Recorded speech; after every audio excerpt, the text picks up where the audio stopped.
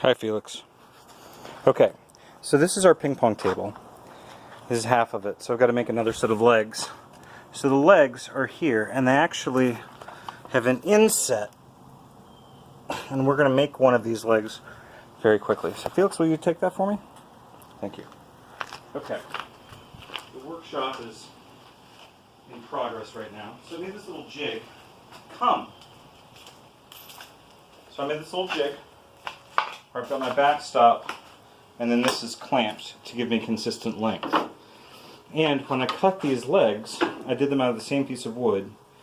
And on one side, the small side is 2.5 inches, or 2 inches, and or 1.5 inches, and the other side is 2 inches. And that's to give me the ability to have an offset. So this side, all it has to do is butt up here, and as long as it fills the gap, all the legs are going to be exactly the same size. So right there. I've been doing 3 screws. I don't know if I would need more than that. Or 3's enough, but 3 feels like it's pretty strong. I'm also not gluing this project, so kind of why I do the extra screw. And then, once I get that done, I flip this around, and I take the longer piece of wood,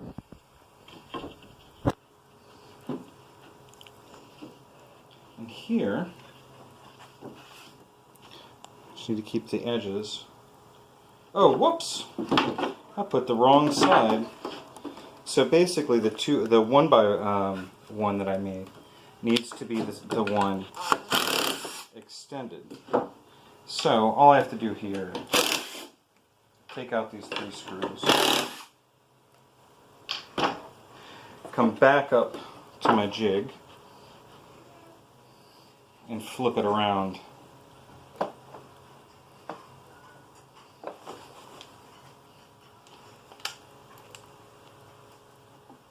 So again, I can pretty much use 2 of the 3 holes, and I'll be able to use the top one later when mounting it to the table.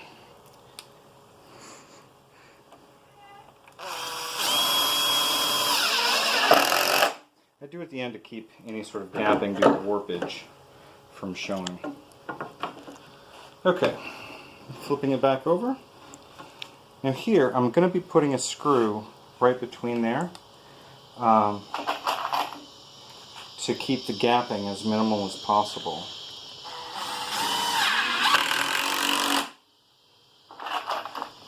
Now these pieces of wood are a little bit longer. I've taken a 48-inch piece of wood and cut out a 22-inch piece. I probably should have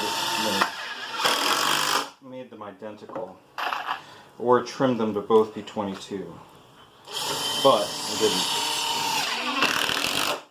Okay, and then I've got this little pilot hole jig that lets me get into the plywood so it doesn't fracture. And I just do one at the bottom,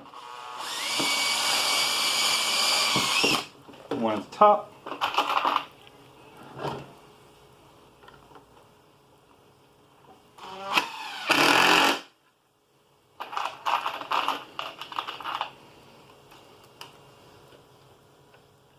And one at the bottom.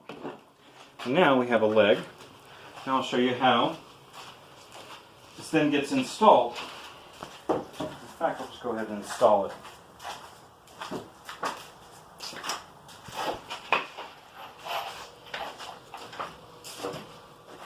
So here,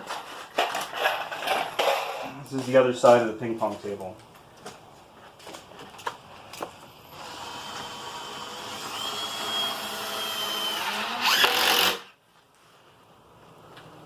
And then I do it at the edge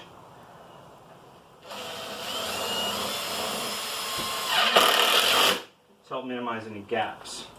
And it is going through.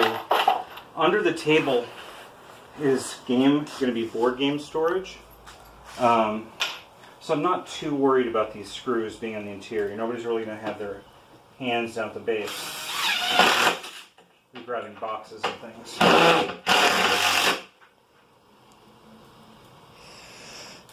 And I'm not gluing this part, so it'll be real easy in the future if we want to make the legs different and change them, we can. But now we have a super strong leg that would not have been possible had we not done these edges. That's it.